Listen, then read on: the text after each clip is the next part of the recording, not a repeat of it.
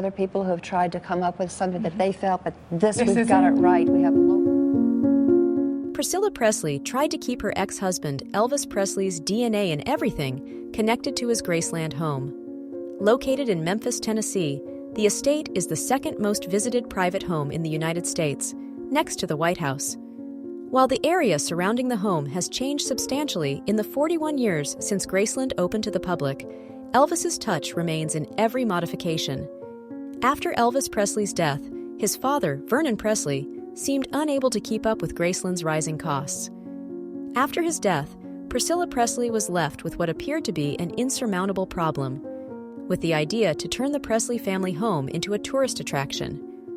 The move proved fruitful, and Priscilla was credited with turning Elvis's floundering financial situation around. However, one thing was essential, that Elvis's was reflected in everything surrounding Graceland.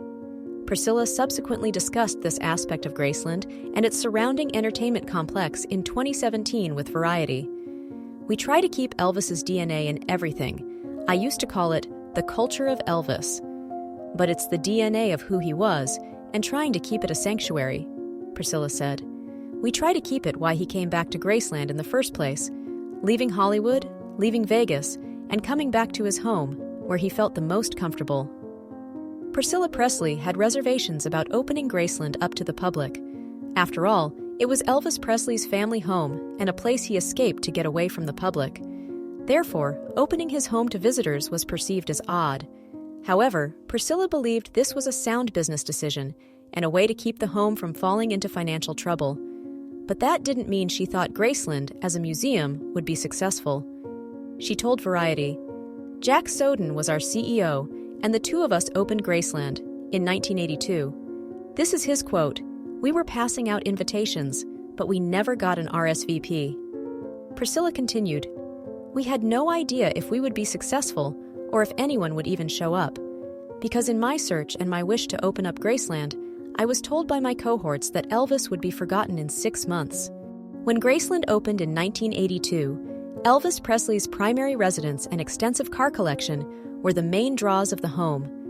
Today, the Graceland experience has evolved into an entertainment complex housing the king of rock and roll's artifacts and a luxury hotel."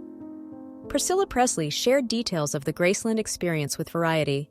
She explained how the property continues to evolve. "The guest house at Graceland was built very southern in feel and look to complement Graceland, and we had the acreage to do that," she began. In keeping with her motto of ensuring Elvis's DNA was represented in everything, the decoration was done to put the feel of Elvis there. I knew all the colors that he liked. I knew the type of furniture that he would go for. It could not be common, that's for sure. It would have to be Elvis's feel all the way." She continued, "The same for the place across the street. We call Elvis Presley's Memphis. Elvis always wanted and envisioned that area, across from Graceland, to stay that way, as it was in the 1950s. But when he returned from the Army, a little mini-mall was up, which we used as our complex for the car museum, the ticket office, and the planes. Elvis always said, 'I wish it were all a grassy area.' Again. And that's what we did, to give that feel of the sanctuary all around. We removed all of that and put the complex in the back larger. I think the fans are enjoying it," Priscilla concluded. Elvis Presley's Graceland welcomes over 500,000 visitors per year.